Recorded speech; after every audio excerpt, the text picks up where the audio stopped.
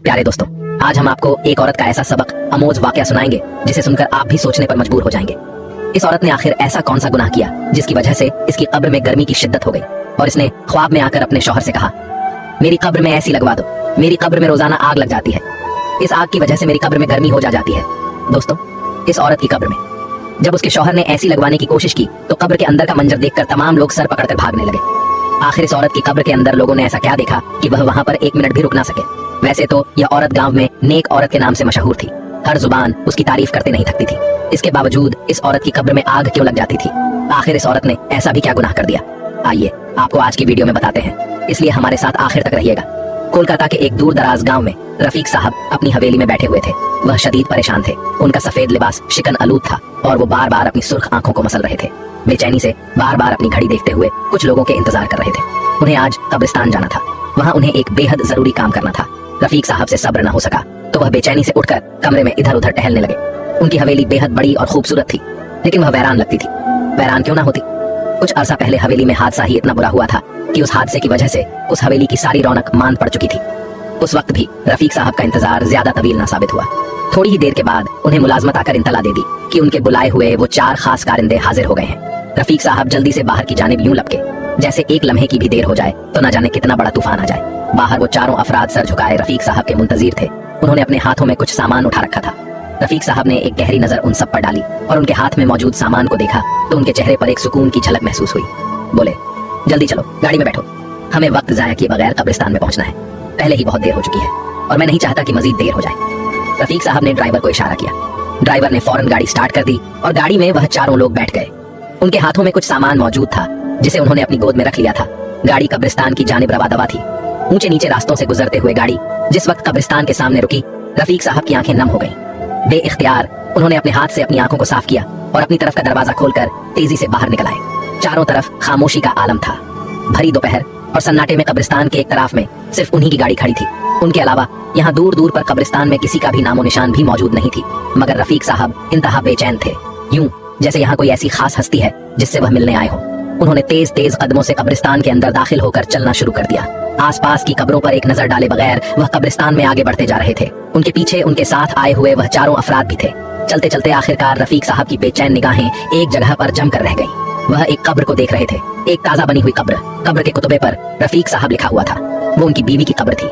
रफीक साहब की आंखें एक दफा पुरनम हो गईं, लेकिन उन्होंने खुद को संभाल लिया क्योंकि वह एक मजबूत इंसान थे।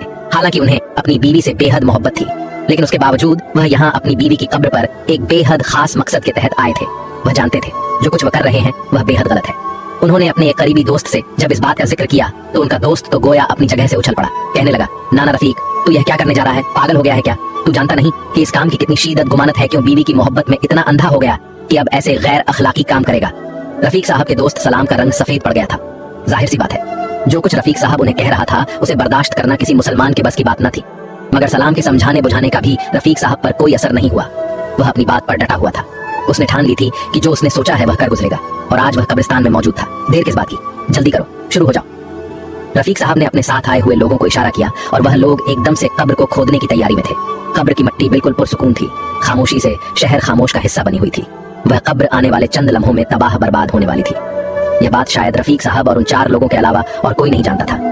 रफीक साहब के साथ आए हुए चारों अफराद के हाथों में खुदाले और बेलचे थे। उन्होंने आन की आन में रफीक साहब की बीवी की कब्र को खोदना शुरू कर दिया। रफीक साहब बेचैन नजरों से कब्र को देखे जा रहा था। वह एक पल के लिए भी अपनी नजरें इधर उधर नहीं कर रहा था कि अंदर जिस मंजर को देखने का वह मुंतजीर था कहीं वह मंजर उसकी नजरों से छुपा न रह जाए। सर्दी का मौसम था। दोपहर के वक्त भी माहौल पर धुंधला सी छाई हुई थी, मगर इसके बावजूद रफीक साहब को अपने माथे पर आया हुआ पसीना साफ महसूस हो रहा था। कब्र की मिट्टी हटती जा रही थी। जल्दी जल्दी खुदाला और बेलचे कब्र के अंदर का मंजर खाली कर रही थी। सारी मिट्टी हट गई। कब्र के अंदर की सिले वाज़िया होने लगी। रफीक साहब एकदम चिल्ला उठे, रुक जाओ, आगे काम मैं खुद करूंगा। तो चारों अफराद हक्का बक्का एक दूसरे की शक्ल देखने लगे, लेकिन खुदाले जमीन पर रखकर हाँपते हुए पीछे हट गए। रफीक साहब जल्दी से आगे बढ़ा और उसने एक एक करके सिलें हटानी शुरू कर दी। अभी उसने दूसरी सील हटाई थी कि अचानक वह एक जोरदार झटके से पीछे जा गिरा। क्या हो गया? चारों अफराद एकदम लपक कर रफीक की जानिब बढ़े, लेकिन इससे पहले कि वह रफीक साहब को उठा पाते उनकी नजर कब्र के खुले हुए दहाने पर पड़ी। उन चारों की आंखें बेयकीनी से फैल गई। कब्र के अंदर से एक ऐसा हलनाक मंजर नजर आ रहा था जिसे बर्दाश्त करना किसी इंसान के बस की बात न थी। रफीक साहब के साथ आए हुए चारों अफराद में से एक शख्स थर थर कांपने लगा और देखते ही देखते वह बेहोश होकर जमीन पर जा गिरा। रफीक साहब भी फटी फटी नजरों से पलटकर कब्र को देख रहे थे। उनमें से किसी की इतनी जरूरत न थी कि इस खुली हुई कब्र के पास जाते। अंदर से नजर आने वाला खौफनाक मंजर उन पांचों की रूह फना किए दे रहा था। कब्र को बंद करो, जल्दी करो, इस कब्र को बंद करो। रफीक साहब बुरी तरह से चिल्लाए जा रहा था। हालांकि कब्र के अंदर उनकी अजीज जान से भी प्यारी बीवी लेटी हुई थी। रफीक साहब के साथ आए हुए करिंदे मजबूर थे।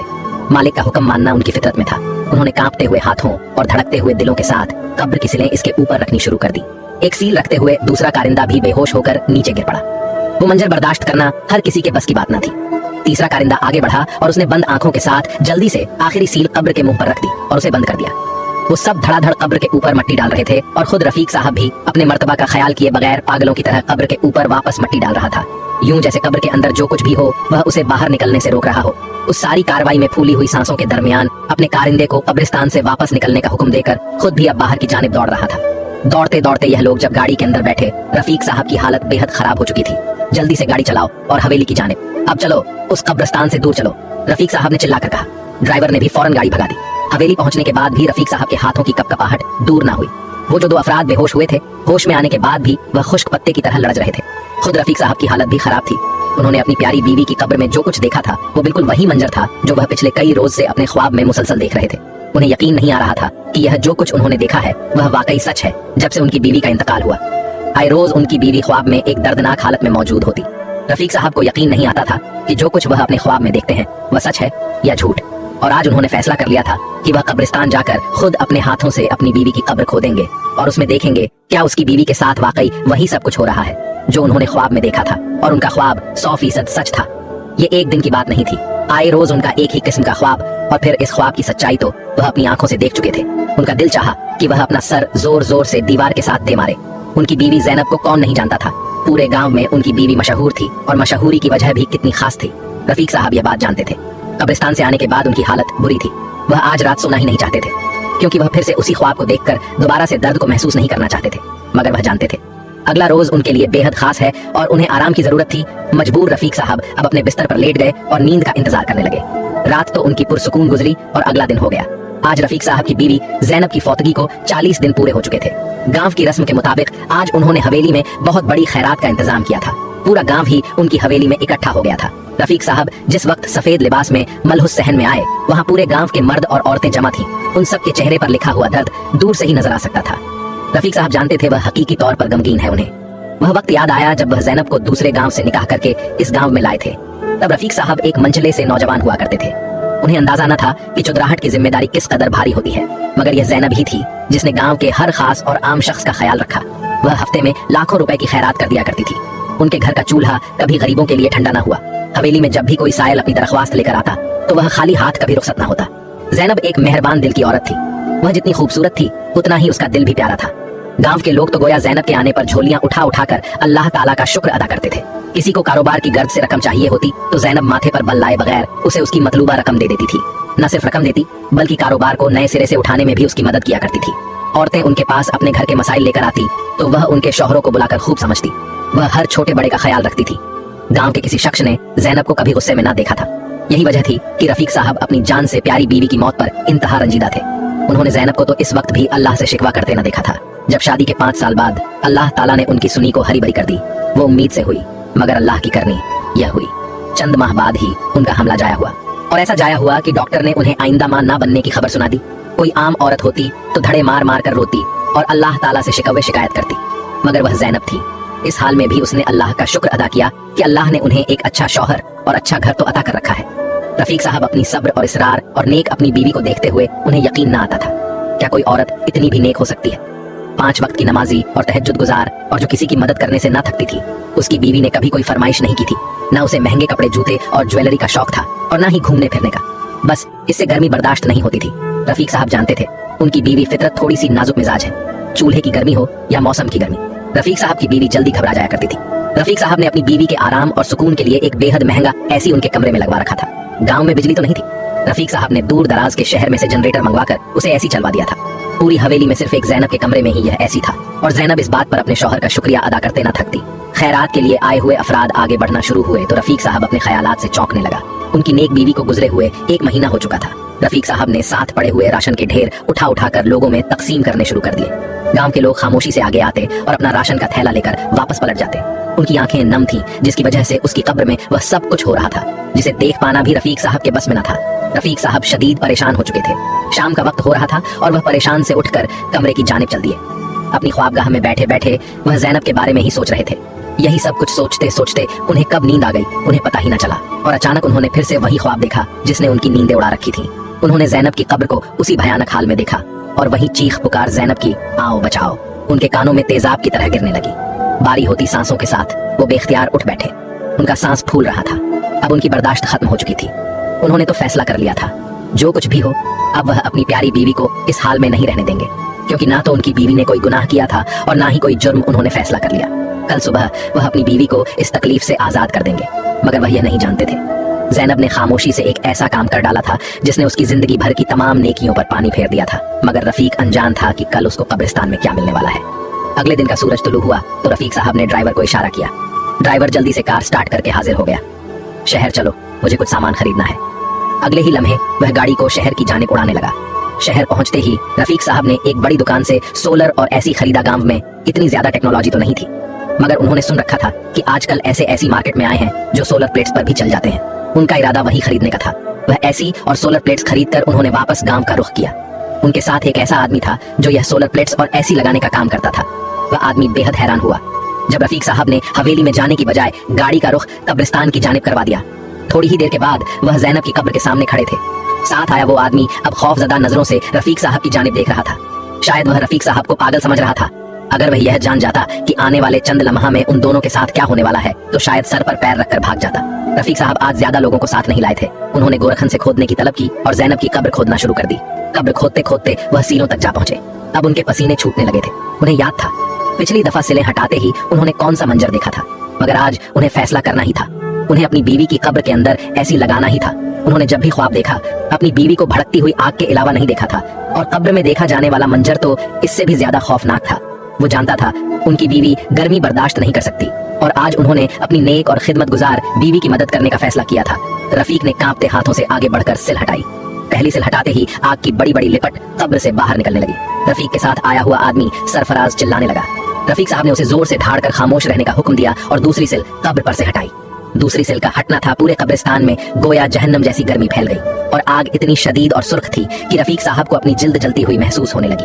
मगर उन्हें अपनी बीवी से बेहद मोहब्बत थी। वह उसे इस हाल में जलते हुए नहीं देख सकते थे। कब्र के खुले हिस्सों में से साफ नजर आ रहा था कि ज़ैनब का कफन जिदा वजूद आग की लिपटों में से जरा जरा लगा हुआ था। कब्रिस्तान में वहशत सी फैलने लगी और तभी रफीक साहब बुरी तरह से चौंक उठे। अभी वह तीसरी सिल को हटाने ही लगे थे जब उन्हें अचानक अपने कान के पास किसी की सरगोशी सी महसूस हुई। उनका पसीना बह रहा था क्योंकि वह सरगोशी की आवाज किसी और की नहीं बल्कि उनकी प्यारी बीवी ज़ैनब की थी। सरगोशियां की आवाज बढ़ती जा रही थी। यूं लग रहा था जैसे वह शदीद तकलीफ और कुर्ब में है। उन सरगोशियां में रफीक साहब की बीवी ज़ैनब कह रही थी, मेरी मदद करें रफीक साहब, मेरे इस गुनाह को बख्शवाएं जिस गुनाह की वजह से मुझ पर यह अजाब नाजिल है और मैं इस अजाब को मजीद नहीं झेल सकती। खुदा के लिए मेरी मदद करें, उसे कहे कि मुझे माफ कर दे। सरगोशी की आवाजें मदम होती चली गई। आग की लिपटें बढ़ रही थी, यहाँ तक कि वो कब्र से निकलकर रफीक साहब और उसके दूसरे साथी को जलाने लगी। वह कब्रिस्तान से भागता जा रहा था और अब उस खुली कब्र के सराने रफीक साहब तन्हा खड़े थे। रफीक साहब के कानों में उसकी सरगोशियां के वो अल्फाज गूंज रहे थे, कौन सा गुनाह, कैसा गुनाह, आखिर ज़ैनब ने कौन सा ऐसा गुनाह किया जिसकी वजह से वह इतने भयानक अजाब में मुब्तला हो गई है। उन्हें समझ आ गई थी कि कब्र में ऐसी या सोलर सिस्टम से उनकी बीवी को सुकून नहीं मिलेगा। यह किसी गुनाह की वजह में मिलने वाला अजाब है जो गुनाह की माफी के बाद ही टलेगा। बस इस ख्याल का आना ही था कि रफीक कांप कर रह गए। उन्होंने जल्दी जल्दी सिले वापस कब्र के अंदर रखनी शुरू कर दी। उन्हें वापस जाकर इस गुनाह का पता लगाना था। कब्रिस्तान से बाहर निकलते ही वह अंधाधुन हवेली की जानिब रवाना हो गए। उनकी गाड़ी जिस वक्त हवेली के गैराज में रुकी, अपनी तरफ का दरवाजा खोलते ही वो पागलों की तरह अंदर भागे और तभी उन्हें ज़ैनब का वो गुनाह सामने से बाहर आता हुआ नजर आ गया। रफीक साहब के कदम गोया जमीन में घट गए। उनके सामने उनकी बूढ़ी मजबूर माँ बमुश्किल व्हील चेयर को घसीट हुई अपने कबाड़ जैसे कमरे से बाहर निकल रही थी। ज़ैनब ने अपनी सांस को हवेली के सबसे बैरून कमरे में रखा हुआ था। ज़ैनब का कहना था कि अम्मा को जिल्द की ऐसी लाइलाज बीमारी है कि अगर वह हवेली के अंदर रहेंगी तो बीमारियां पूरे घर में फैल जाएंगे। रफीक जानता था ज़ैनब उसकी माँ का ख्याल नहीं रखती, उनकी खिदमत नहीं करती, मगर हमेशा ज़ैनब की खूबसूरती और उसकी परहेजगारी के सामने रफीक के तराज दम तोड़ जाते। उसे लगता कि ज़ैनब इतनी नेकियां करती है और वह अल्लाह ताला की इतनी पसंदीदा मुसलमान है, जो कुछ वो करती है शायद ठीक ही करती होगी। अपनी बीवी की नेकियों से मरगूब होकर रफीक साहब ने बूढ़ी माँ को फरामोश कर दिया। रफीक साहब को याद था शदीद गर्मियों के दिन में जब उनकी वालिदा ने एसी वाले कमरे में सोने की बात की थी तो जैनब ने किस तरह सख्ती से मना कर दिया था। उसका कहना था कि एसी के नीचे सोने से रफीक साहब की माँ की जिल्द की बीमारी मजीद खराब हो सकती है। रफीक साहब की माँ धीरे धीरे व्हील चेयर घसीटते हुई बरामदे में निकल आई थी और अब रफीक साहब को देख रही थी। रफीक साहब की आंखों से आंसू बहने लगे। वह लपक कर माँ के पास कदमों में बैठ गए। उनकी माँ के पैरों की जिल्द गल सड़ रही थी। गैरों पर लाखों रुपए खैरात में लुटाने वाली जैनब ने कभी अपनी सास का इलाज नहीं करवाया था, उन्हें आराम और सुकून न दिया। उन्हें शदीद गर्मियों में इस गर्म तपते हुए स्टोर नमा कमरे में फेंक के रखा हुआ था। अगर वह चाहती तो सास को अपने साथ एसी वाले कमरे में सुला सकती थी और उन्हें इस मोजी बीमारी से निजात दिलवा सकती थी, मगर ना जाने क्यों शायद उसने उस नेकी को किसी काबिल न समझा। रफीक साहब रोते हुए माँ के कदमों में बैठकर माफिया मांगने लगे और उनकी माँ की आंखों से आंसू आ रहे थे। जैनब को माफ कर दे अम्मा, वो बड़े शदीद आग में मुब्तला है। हमने आपके साथ बहुत जुल्म किया, खासकर जैनब ने शादी की रात उसने मुझसे वादा किया था वह आपका ख्याल रखेगी, मगर उसने नहीं रखा। अब आप उसको माफ कर दें। रफीक साहब रोते हुए कहे जा रहा था। उनकी माँ बूढ़ी औरत थी, दिल की नरम थी। उन्होंने उसी वक्त दोनों हाथ उठाकर अल्लाह से जैनब की माफी की दुआ मांगी और उसी लम्हे रफीक साहब के दिल में सुकून उतर गया। वो उसी वक्त माँ को लेकर शहर के बेहतरीन अस्पताल रवाना हो गया। उसी रात उसने ख्वाब में जैनब को देखा जो मुस्कुरा रही थी और रफीक साहब का शुक्रिया अदा कर रही थी। यकीनन बूढ़ी सांस के माफ करते ही अल्लाह पाक ने भी उस पर से अजाब हटा लिया था। प्यारे दोस्तों, अगर आप इस वाकया से इबरत हासिल हुआ है तो पहले अपने फैमिली दोस्तों रिश्तेदार में शेयर जरूर करें, क्योंकि उन्हें भी मालूमात हासिल होना चाहिए। और चैनल को सब्सक्राइब करके कमेंट बॉक्स में अल्लाह अल्लाह हू अकबर जरूर लिखिएगा। शुक्रिया।